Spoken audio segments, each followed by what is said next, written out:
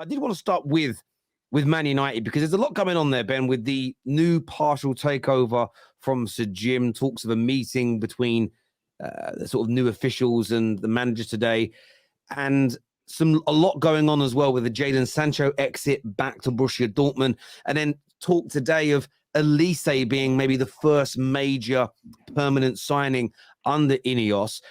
What's your latest understanding of the takeover, first of all, and when are we likely to see the Blancs and the Paul Mitchells, etc., in position running the football club?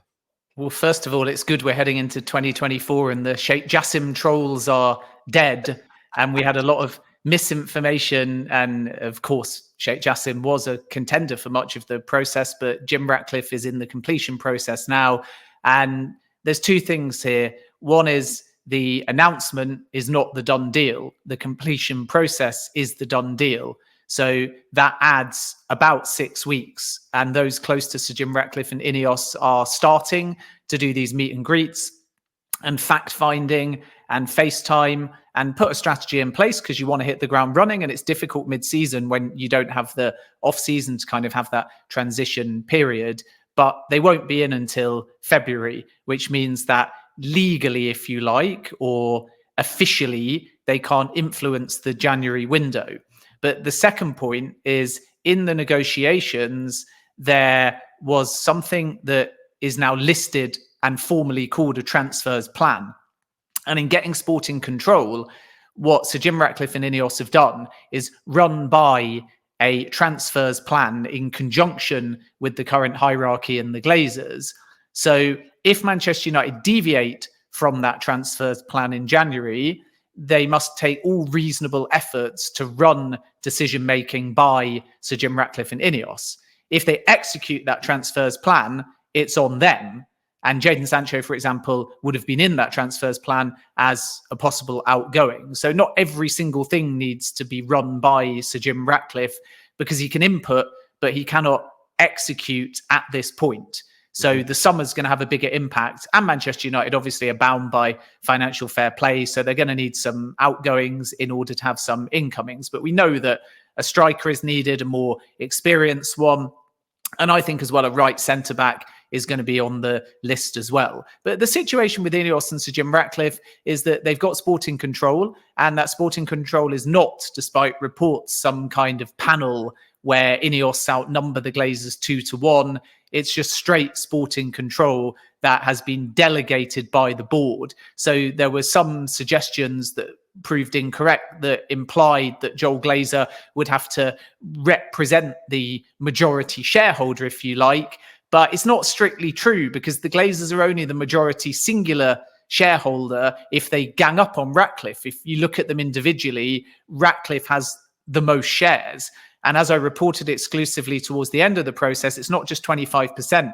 The 300 million that he's invested, which will be put into likely Old Trafford and Carrington renovations, is effectively equity injected into the club. So for that 300 million, $200 million up front, 100 million in 2024, a bit later down the line, Ratcliffe's getting about another 4% of common stock. So his overall standing in the football club is 29%. And the main aim is obviously to build a new hierarchy, modernize the football club, and that needs a strategic review first. So when people ask what's going to happen, it's not about signings first, it's not about Elise first, it's about strategy first, executive appointments first. Because how can you say who Manchester United may or may not want if you've not yet worked out if you're going for Paul Mitchell, Dan Ashworth, or both of them? It's a backwards strategic process. So Elise, as the excellent Nizar Kinsella says, is a name that Manchester United's current hierarchy and Ineos admire. And there is a release clause of just over 35 million that is there. It was really complicated, the old release clause that Chelsea tried to trigger.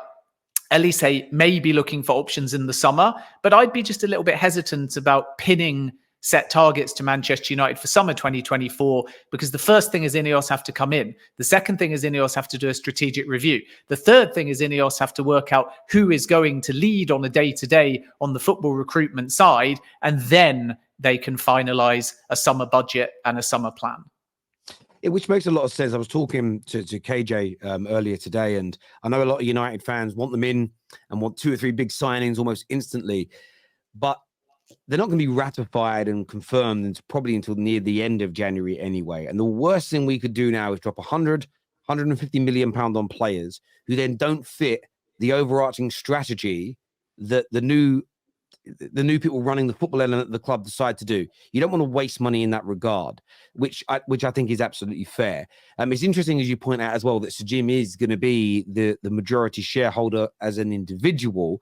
We also know the Glazers haven't exactly been seeing eye to eye collectively over this process anyway. When you read a lot of the reports, some wanted to keep it, some wanted to sell. So yeah, it's going to be intriguing to see. And I think it's great that at the very least, sporting control is being handed over to somebody else, because I would say the biggest issue, barring dividends and the debt at the club, the biggest issue that we've had is non-footballing people running the football operation at this football club for far too long. One of the potential exits from the club, though, that seems to really have picked up pace in the last 24 hours is Jadon Sancho's exit back to Dortmund. How likely is that, in your opinion, to be completed soon and go through? It's certainly advancing, and Manchester United want this done early. It's a strange deal in many ways, but it's in keeping with something that I think we discussed the last time I was on towards the back end of the window. And that is that many suitors, even Dortmund, which is a return potentially, want to kind of try before they buy situation with Sancho. And Dortmund, more than most, are going to be well aware of what they perceive to be accurate reports about Sancho and conduct and training coming out of Carrington versus potentially more of a club spin. So they're very informed on the situation, but they still want a try before they buy. They want a loan situation, and that fee, especially if Manchester United shoulder any of the wages, doesn't really allow Manchester United to move in the market. So that to me suggests that this is an acceptance from Manchester United that for the players' sake, for the mood's sake, for the club's sake, for the new era's sake, they need to resolve this, as opposed to playing hard ball and sticking to what they've always wanted, which is £50 million for Jadon Sancho. And at the back end of the last Saudi window, which was September, Al Ittifaq made a call and they asked about Sancho on loan. And the response they got was it must be with an obligation to buy for 50 million. And that was out of their budget. And Sancho didn't want Saudi anyway. But the price was there at that point, 50 million. Now, maybe it's dropped a little bit because of the situation. The player's not played. We're a window further along. But it shows you that even at that point, Manchester United were quoting a price to try and get rid of Sancho. Now, Dortmund are talking about a loan. And loan is a key word for them. It's the same with Ian Maatsen at Chelsea. They've inquired, but they want a loan. Maybe there's an option. Perhaps Manchester United will try for an obligation. But my understanding is it's more framed around the loan fee, and then there's a discussion around the wages. So I think there's a strong chance this will happen because Sancho wants the move, but it has to be right for Manchester United. And that's the paradox here. Maybe Manchester United feel what's right for them is just resolving it. But if we're only talking about finances and letting Manchester United move in this market, they need to be cashing in, because a loan doesn't help Manchester United raise the funds they need to counter that and go and sign someone else. So then that would suggest to me, if Sancho is just loaned, that there's even more emphasis on getting a big fee in for Anthony Martial now in the last seemingly opportunity to sell him. Otherwise, Manchester United are going to be really restricted in this window. Yeah, no, I understand it completely. And I think it's the one thing about getting him back to Dortmund I like the sound of is Dortmund is a great marketing tool as well. If he goes there on loan, does well, finds his feet again, I suppose Man United will look at it from along the lines of there's an opportunity to recoup some of that money that we invested into him. Unfortunately for us, and I think part of it is on the player, of course. I think a big part of it is, like every player that comes to Man United, under the way we've operated the last 10 years, they regress.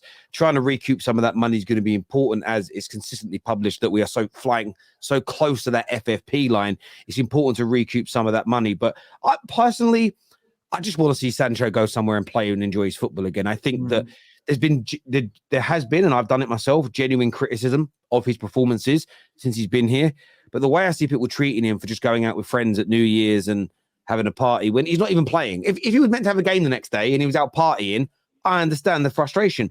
But the guy's not he's not training to play. The way he's being treated as though he is the reason that Man United are where we are, I think is absolutely ridiculous. And I'd like to just see it moved on for him, moved on for the club, and you can kind of just wash your hands and start focusing on other areas. I just wish that Anthony was also leaving as well, if I'm being honest. But that's a different conversation, really. In terms of incomings this month to Man United, there's talks of loans. Timo Werner's name has come up as an example.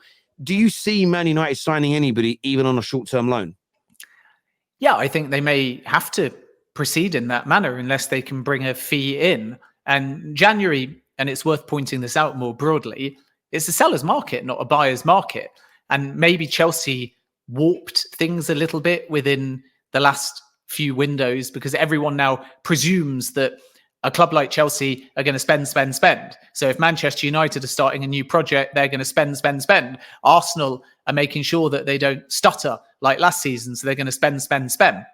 And I think we need to take a step back and realize that with financial fair play and with it being mid-season and with, in some cases, it being Africa Cup of Nations, there's players that are either not available, don't want to move because they're returning from that tournament. The Asian Cup is another good example. It's not going to be an easy window to pull off business. The Werner links with Manchester United were there in the sense that they made a very superficial inquiry, but I'm not aware that anything has come of it. You've got a player like Sergio Guirassy, who could be a good option. Manchester United are one of the clubs that have been scouting him, and there's a relatively low release clause there, which could facilitate a move. But that kind of player wants to know they're going to get game time. And January is a hard sell. It's the same with Chelsea. I'm sure we'll come on to it. Because if you're saying to a forward, we want you now because we have need, then that forward is going to counter and say, well, what about in the summer when someone else becomes available? And the last thing a player in form and playing regularly wants to do is move now and then find that they get half a season's worth of football. And then in the summer, things get reassessed and they're caught in a big club, in a big squad, and they're further down the pecking order. So it's obvious with Manchester United that they want a striker because Rasmus Højlund was not the only profile they were looking for.